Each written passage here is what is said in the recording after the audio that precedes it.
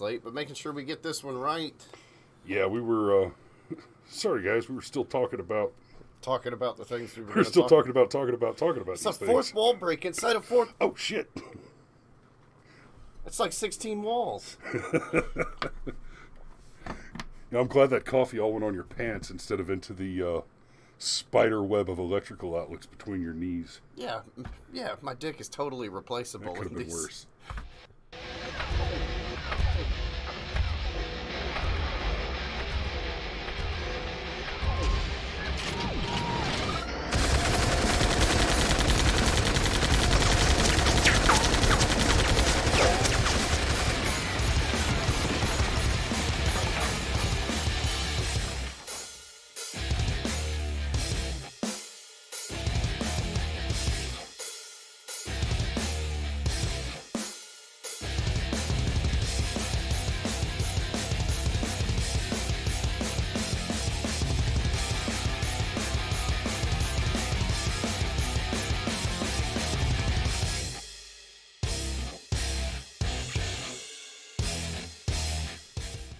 As far as your dick being replaceable, I suspect that it was in much less hazard from a little hot coffee than it was from whatever might have happened if you'd have hit the surge protector there. Anyway, good morning. Good morning. It is Firearms Friday, and we are doing a little bit of a special on this particular Firearms Friday. Randy Weaver of the Ruby Ridge standoff has passed away. And it's interesting that in a week that we've spent most of the week talking about the baby murdering psychotic left, we have this story, which ties into a couple of others to talk about. Now, I want to be a little careful about how we characterize Randy. He's been smeared unfairly in a lot of ways for the last 30 odd years. In fact, it was 92, wasn't it? So we're right at 30 years, yeah. So 30 years after this grotesque miscarriage of justice. And yes, Steve, you can absolutely get an F the ATF in remembrance. The ATF is you talk, the press is the enemy of the people. Yeah, and in collusion with the ATF, I'd say. And forgive me for pulling up my phone. My mother just asked me if I got her message, and I didn't, so I'm checking. Well, that's okay. So dear God! I'll go ahead and say while you're checking that message that that basically that Randy Weaver's not Superman, but he's not the evil Nazi that he's painted out to be either, and that's not really the point. And I think by the end of this conversation, you'll agree with me when I say that Randy Weaver did almost nothing wrong. And when I say almost nothing wrong, the one mistake he made is he trusted someone from the government. Is that a fair characterization? I mean, yeah, okay. That's don't trust the government, kids. Now, in fairness, at the time, it's probable that he did not know he was trusting someone from the government, which makes the whole thing just a little bit scarier. Yeah, and you know, we've talked before about how my dad, Papa Sheepdog, was actually a police officer who tried to see nuance and have compassion, kind of colored my view and made me realize it's only been since he passed that it's occurred to me in a hardcore way that the majority of the government is not like that. We could use a few more Papa Sheepdogs doing that job, but unfortunately we do not. So, okay. All right. So let's take a minute and say hi to some people. We got a pretty good crowd in here this morning. Steve drew first blood with the virtual imaging gag. I see Dave's in there. Habeas corpus. Yes, there was an incident with Cameron's pants and it involved my elbow, but he'll recover. I see Dan's with us. Smudge and Ma are with us. I just saw your message, Ma, and I very well may try to grab one of those pound cakes before I roll out this morning, but I will be in a bit of a rush getting out the door after the show. Trashy Panda has joined us. There's Maddie Parks, my favorite Ninja Turtle. Hua. I see GCM. Patrick, my man. And I think I already said hello to habeas corpus. There must have been a couple of messages before we went live that we just didn't see. Because Steve's like, it's not a gag. I'm actually having a heart scan. No symptoms of any blockages. Come on, man. They advertise this thing on WSB perpetually. In fact, it probably makes up like 1/10 of WSB's revenue is advertising. Free with few minimum qualifications. Trashy Panda says, all alone on Twitch. No, Trashy Panda, you are in good company on Twitch, watching with my favorite Sergeant Major. Which is a hell of a statement, because I've had some pretty good interactions with some pretty amazing Sergeant Majors. I've known some shitty ones too, but the old man is not one of them. I would imagine just the natural filtration system of becoming a Sergeant Major makes it difficult for shitty ones to ascend to that level. Yeah, not impossible, it's but a ridiculously difficult. tiny percentage of people that, out of the 3% of Americans that can even get into the Army, it's, I think, less than 1% that make it to SMAJ. So, yeah. Who on, Your Majesty. But moving along, Cameron has worked up the synopsis of the situation, and so I'm going to let him take over, and then we'll dig into these articles. I've got 3 articles that I want to look at in conjunction with the story. Okay, so it goes a little something like this. Randy Weaver is ex-military. He's got a family. And they are, well, they're a little weird. His wife is worried that the end of the world may be coming. So they build a cabin a few miles away from the Canadian border, decide to live off the grid, just kind of be their own weird redneck family. And off the grid. And no electricity, no running water. Yeah, like off the grid, okay? According to his daughter, Sarah, as they began to interact with the few people that were around them, a Fed started to bring them around to Aryan Brotherhood meetings. And Randy Weaver was like, look, guys, I'd even be willing to go to a couple of your barbecues, but I'm not going to go full-blown white supremacist with you. Just not interested. While all this is going on, Randy Weaver sells illegally modified shotguns to an undercover Fed. Okay? The undercover Fed wants Randy Weaver to flip, to be an informant. Randy Weaver wants nothing to do with that. He doesn't want to be a rat. I would suspect it's because anytime you're a mole with any gang, you have a really short life expectancy.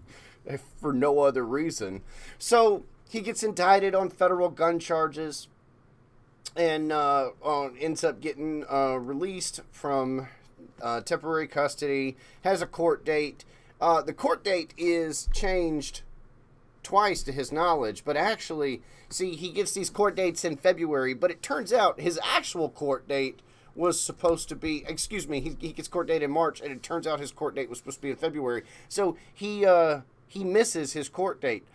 Not that he meant to. Yeah, just real quick, even the Wikipedia article on this, which we know is going to be, Wikipedia is deeply, deeply biased against people like Weaver. And even the Wikipedia article says, given 3 conflicting dates for his court appearance and suspecting a conspiracy against him, Weaver refused to surrender, and members of his immediate family and family friend Kevin Harris resisted as well. Now, when it says members of his immediate family, we're talking about his wife and children, one of whom was an infant. So anyhow, he's got the conflicting court dates and fails to appear in court. And, well, okay, fine, fair enough. Failure to appear in court. They issue a bench warrant for your arrest. Get written a traffic ticket and don't show up to explain why you were speeding, and they're going to issue a bench warrant for you. That's just the way the system works, for good or for bad. Hell, I missed a jury appearance one time, and they issued a bench warrant for me that sat around for 4 years before the Rockdale County Sheriff finally caught up with me in Hawaii, and I was like, yo, I've been not a Georgia resident for, I don't know, all of the years that preceded the jury summons thing. Right. But they sure enough sent a warrant and tried to pick me up in Hawaii. So the feds decide, oh man, golly, this guy's, his family's crazy and they live off the grid and they're in the, well, I mean, it just, arresting him is just going to be so super dangerous. And he's got this association with these psychotic white supremacist groups. I mean, never mind the fact that we maybe might have kind of introduced him to these white supremacist groups. Never mind that. Anyhow, this is like a super dangerous situation. So we need to bring out sniper teams and we need to surveil the property. And yeah, so we got to take this real serious because we're going to have to like do some like black bag type shit to arrest this man, okay? And to be clear, all of that threat assessment was just completely fabricated out of nothing, right? He's associated with violent white supremacists. No, he was associated with an ATF informant who attempted to associate him. Well, that's something we're definitely white supremacists. It's definitely something we're going to come back to. And a big part of the threat assessment was he's a Green Beret and has booby-trapped the land. There's explosives and punji sticks all over the place, and that turned out to be an absolute fabrication. There was none of that. So, anyhow, the Weavers had a dog, and a dog did what dogs do, and kind of busted the secret surveillance. So the dog gets shot, and then shortly thereafter, Randy Weaver's 14-year-old son gets shot.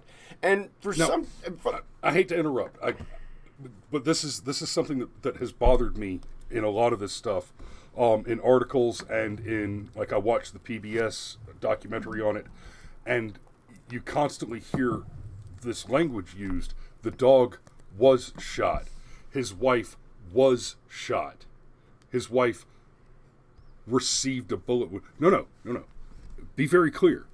The first shot fired was a government agent shot the dog. The wife wasn't shot. It wasn't a passive, she received a gunshot wound. No. A government agent fired a round with the intent of putting that round into the woman while she was holding an infant and killed her. So I know I hate to break your thread there, but this is important. Well, the wife didn't get shot. She was shot by a government sniper. I think we understand that, but okay. So anyhow, whatever's Dave, you're right. Whatever particulars you want to use in the language. Anyhow, so they shoot the dog, and then shortly thereafter they shoot the 14-year-old son. And then Weaver and his buddy that were hanging out in the cabin, and the rest of the family, I don't know, for some strange reason, didn't want to surrender at that point. They felt like they were there to just get assassinated. I can't imagine why. So, there's a long protracted siege, there's gunfire. Shortly thereafter, a Fed named Dean is killed. And what I think is pretty clear self-defense, when people say, what are you going to do? How are you going to use guns to protect yourself against the government? I don't know. Ask the Weavers. Seemed to work out for them, at least as much as it could work out after the government already fucked this up so royally. So this goes on. Just about everybody inside the house ends up getting wounded. They're retreating to the bedroom. A sniper by the name of, man, I'm blanking on his name, but he's the Asian sniper, ends up shooting the wife in the face while she's holding an infant. This goes on for about 11 days. They eventually surrender because, there's like corpses in the cabin with them, and just about everybody's been shot, and like the game is over. So flash forward, and Weaver is acquitted on basically everything, including the original gun charge.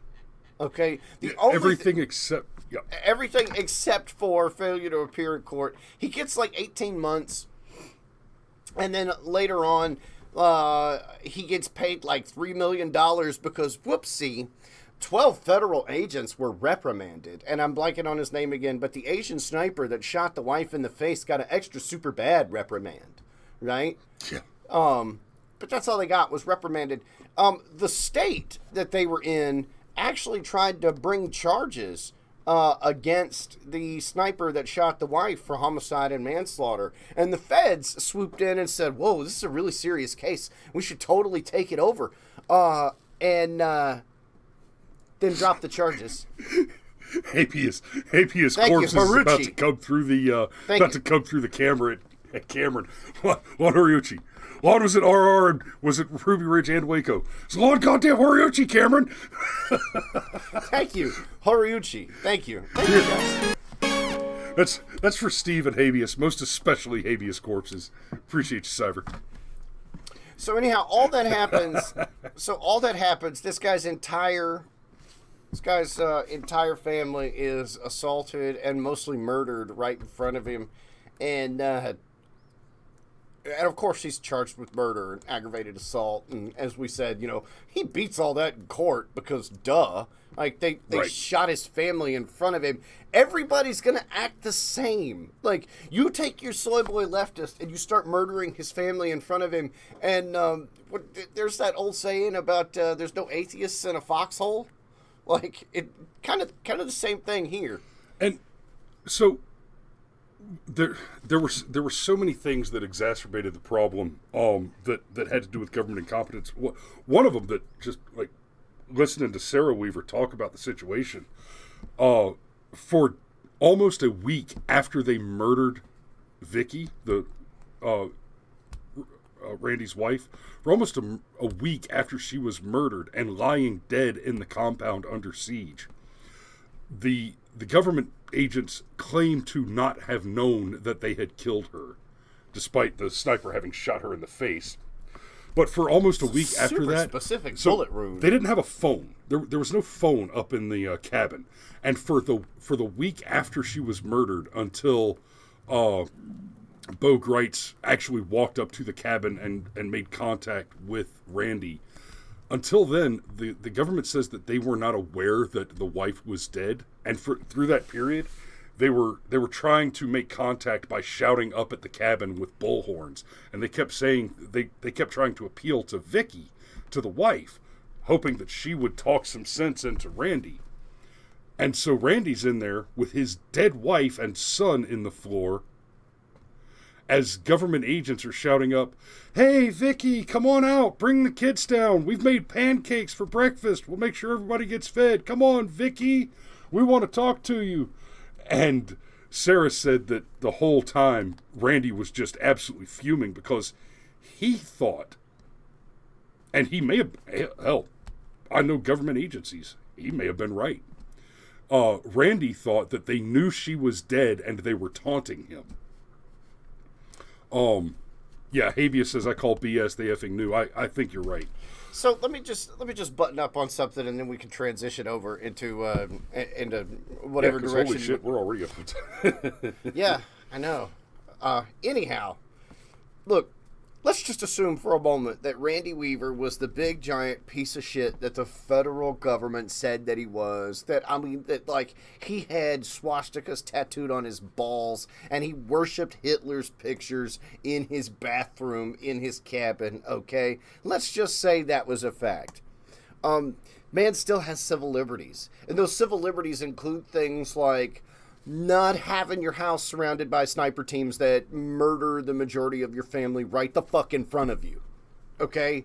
Like, that's a good start. That is a really good start. And one of the... In fact, life, liberty, pursuit of happiness. Life. Life. That's the first one. Yeah. Okay. So again, let's just assume that he was that big giant piece of shit. And look, I'll even transition over into Jeffrey Epstein, who, does anybody still think that he didn't kill himself? Right? But as big of a piece of shit as Jeffrey Epstein was... sure doesn't think that. Right? Look, as big of a piece of shit as Jeffrey Epstein was, he still had the right to not get suicided in his supposedly secure cell up there in New York. Like, people have rights. If the biggest piece of shit in your society doesn't have rights, guess what? None of you have rights. None of us have rights. If it's okay to suspend one person's rights because they're just extra bad, buddy, it's just a couple of steps removed before they take your rights away. And just real quick, we've talked about this several times on the show before. Outside the United States, there's basically no First Amendment.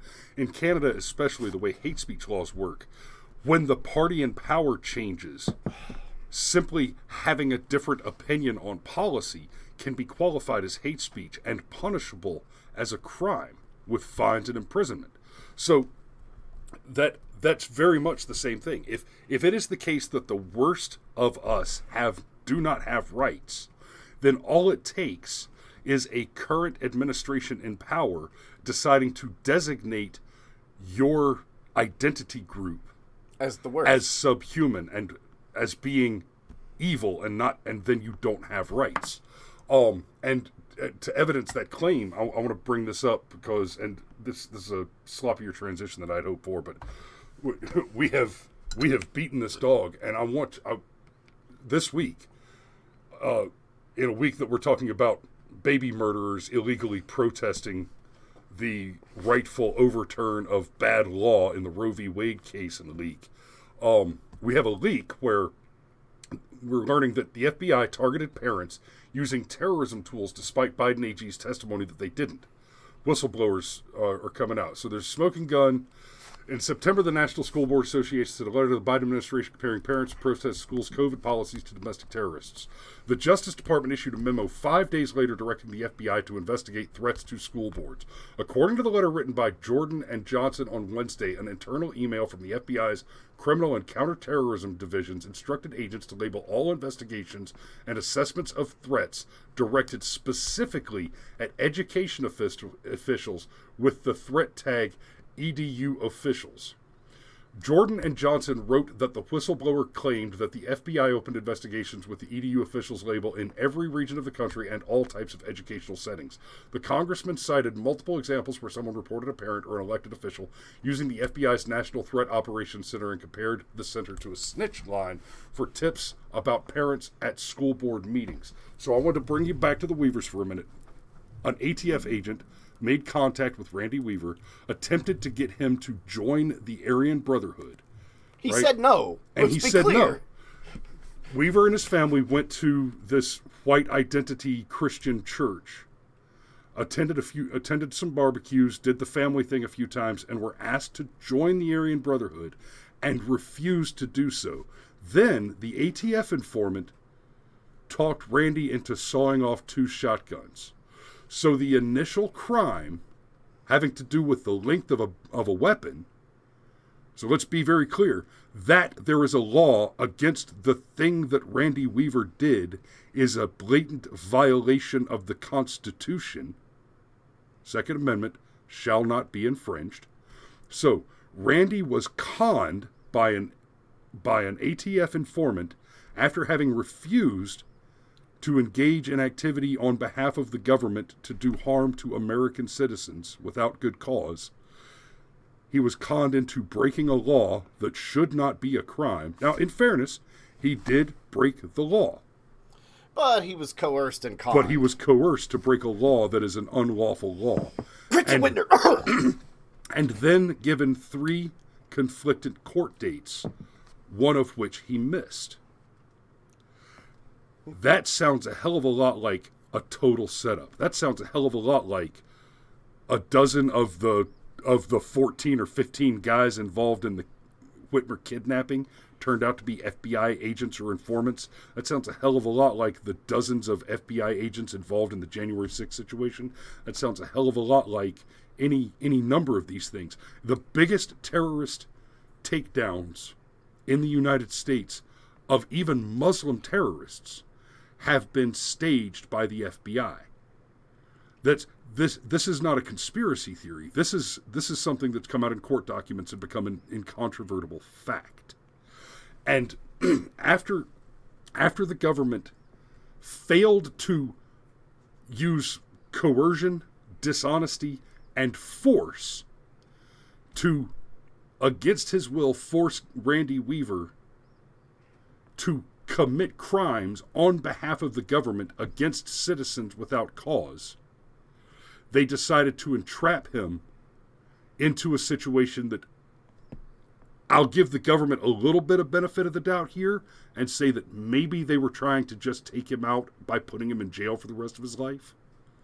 But the government absolutely, the ATF, an agency whose existence is anti-constitutional from its core,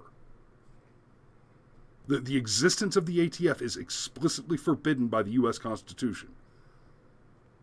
Check me on that.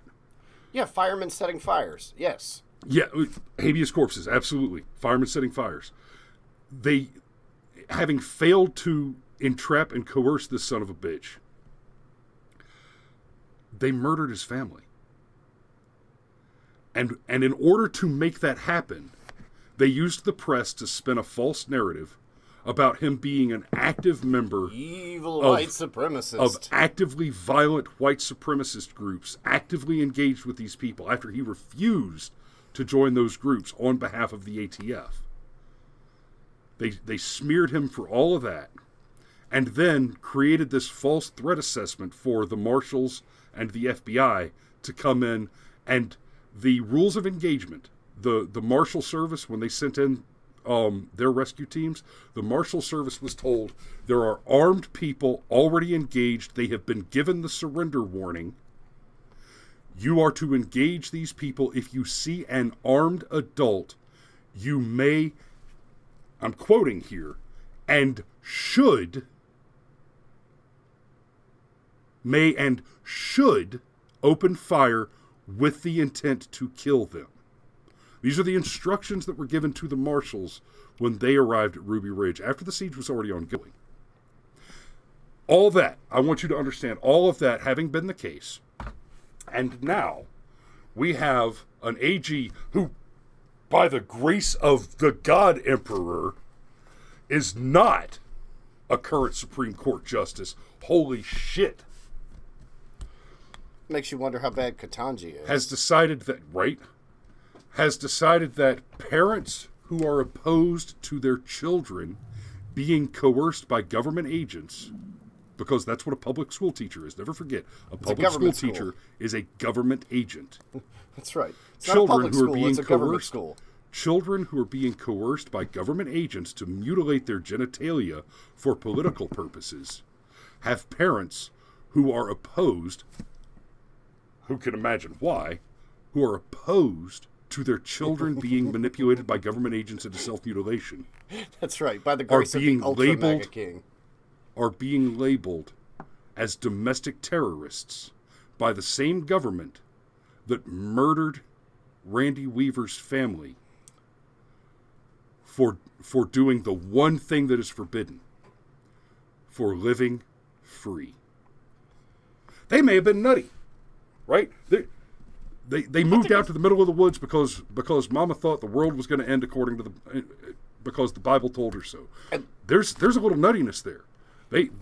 There's a good argument that they may not have been right in the head, but you know what?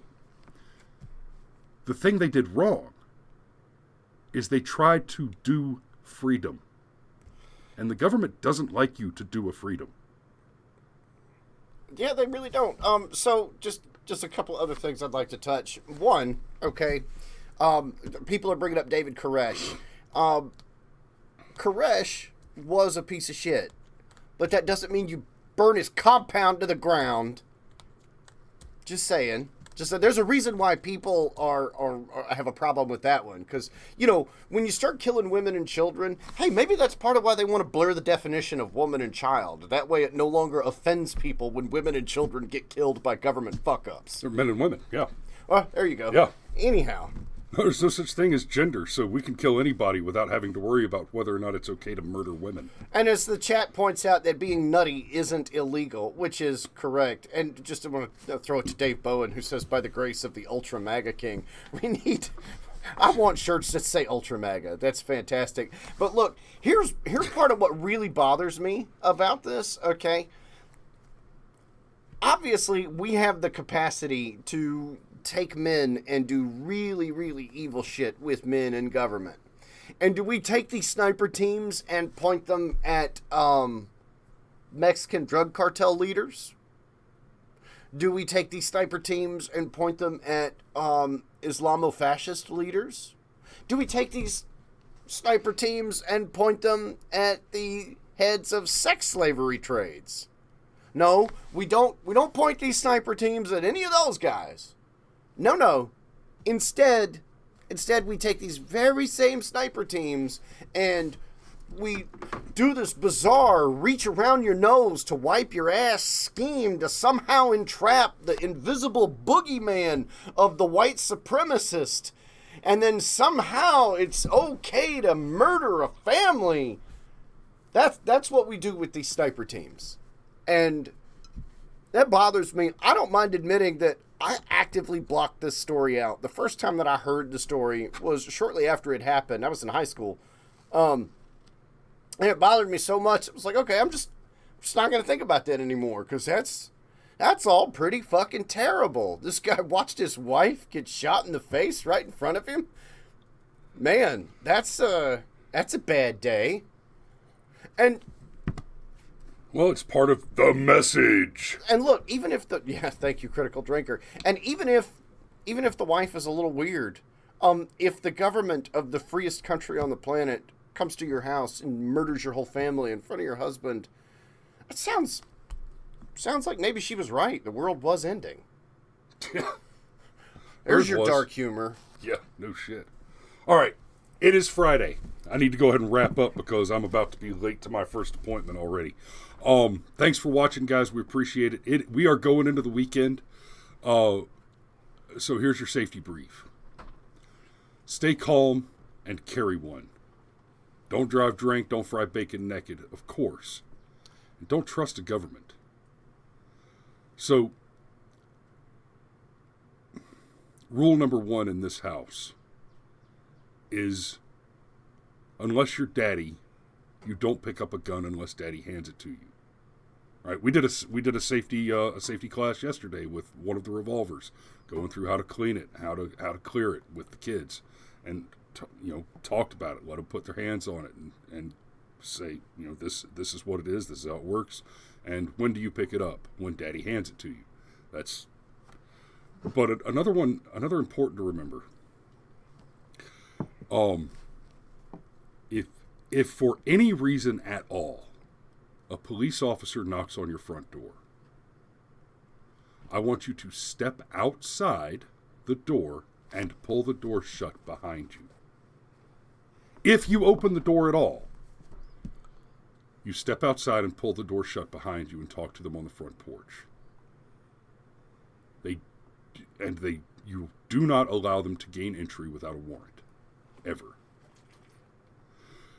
It's unfortunate, but the fact of the matter is this. Whether or not you have been selected for targeting like a Randy Weaver, every police officer is programmed in their training with this mindset up front that in every interaction, they need to try and secure some kind of criminal charge. And part of that is because until they secure a criminal charge, until they can articulate a reasonable suspicion that you have committed, are about to commit, or are committing a crime, they cannot compel you to follow orders, with a very few exceptions, or, more importantly, to provide identification. If an officer says, "Can I see your driver's license?" you tell him no. If he asks if you have your driver's license, "Yes, I do." "Can I see it?" "No." If he commands you to hand over your identification, the first thing you do is you ask, "What crime have I committed?" Because until you are detained or under arrest, you still have rights. And even once you are detained or under arrest, even though some of those rights are abridged by threat of force and coercion, much to the consternation of the Constitution and the Founding Fathers, the fact is that you still have some rights, and you need to know them. You need to know them, you need to study them. If you don't already have a copy of the Constitution within reading reach of your shitter, fix yourself. That's your safety brief. Y'all go out there, have a great weekend. We love you, and we will see you on Monday. Did you want to say something else? Nah, I think that's about it. All right. Be safe, guys.